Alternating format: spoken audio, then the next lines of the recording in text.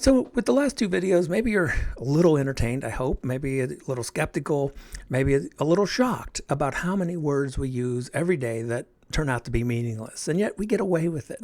And I feel like this often where maybe in a conversation and I can use certain words and it works. People believe that the word is meaningful, and I kind of feel like I'm getting away with something. But I wanted to do this video particularly on the mechanics of why we feel meaningless words mean something. Why do we feel like the self means something? And that gives some of it away. Why do we feel like the self means something? Because feelings give rise to the illusion of meaning. And this was inspired mostly by the fourth series in the Matrix movies.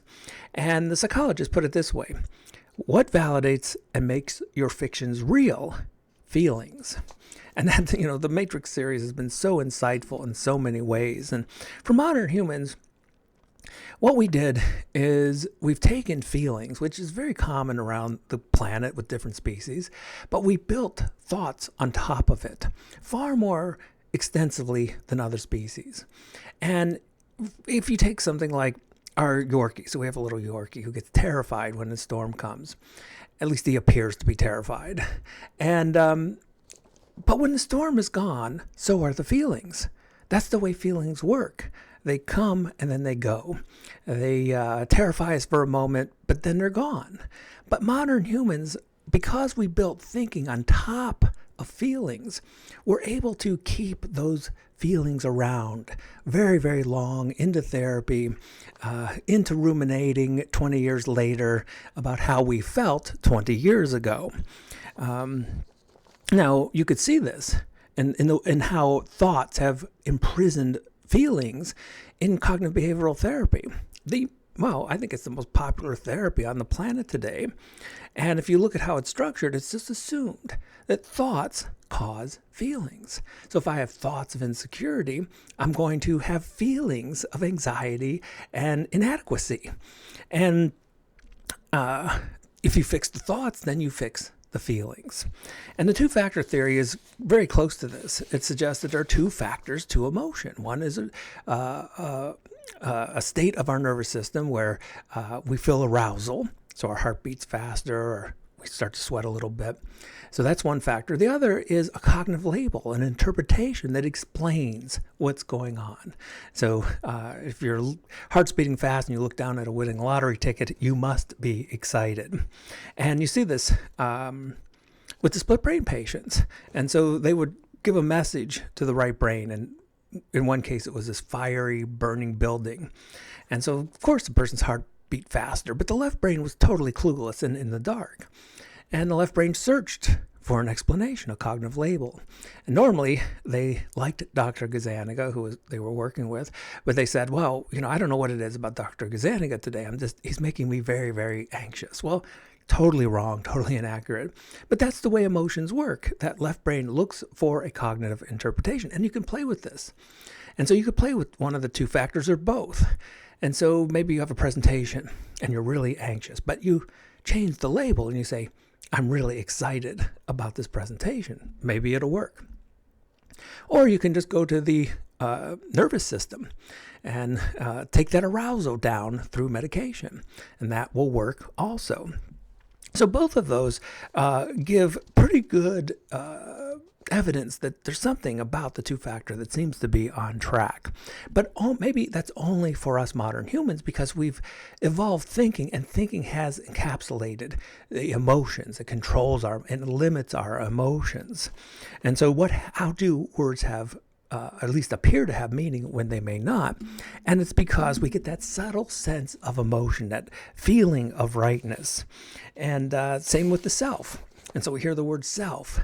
And if it was only intellectual, it probably wouldn't convey the illusion. But because when we talk about the self, and what is the self? Well, you have memories, you have perceptions, but it's the feeling that glues all those together in what appears to be a coherent, integrated, stable entity. And of course, the problem is we can't find that stable entity, and thus the illusion. So if we could just find a way to not think, then the emotions would come and go just like they do in all the other species on the planet. So I want to do two things. I'm going to tell you a story about the Pitahan, and then I'm going to have a practice of self-inquiry that you can experiment with.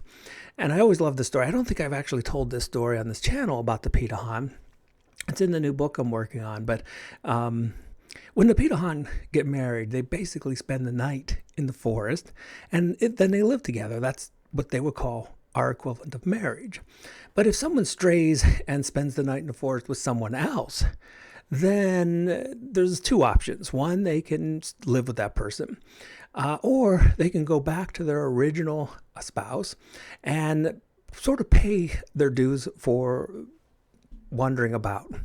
And what they do is the one spouse can spend the entire day beating the other with a stick. And I know I'm laughing and that sounds really cruel and abusive, but actually, you wonder if it really is. Because, in modern culture, think about how this is handled. It's never just over.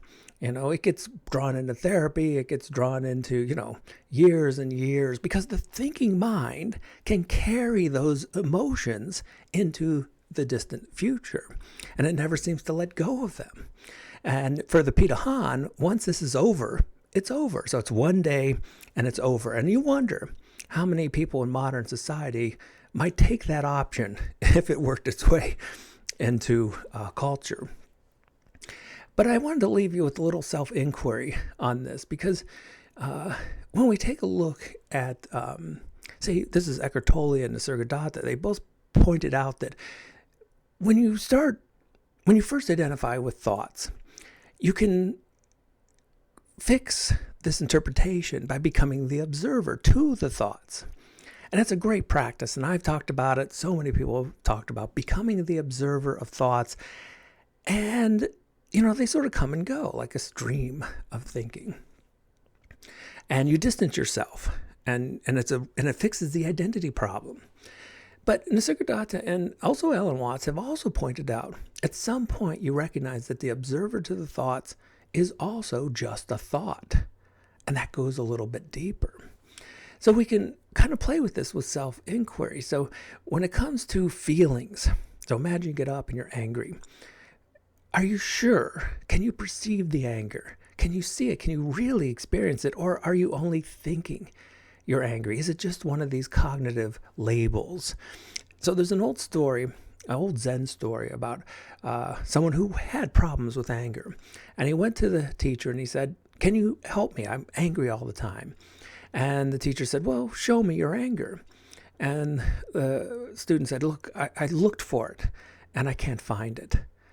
And the teacher said, "There, I've pacified your anger." And that's the trick. See, in the same way that when I say that the word self is a made-up word, I say that because you can't experience the self. Again, look in the mirror. Yes, you can see your face, but you can't see to whom the face belongs. In that same way, can we turn this on emotions? So you think you're angry. Are you sure? Do a version of self-inquiry. Are you sure you're angry? Where's the anger? Are you sure you're sad? Where's the sadness?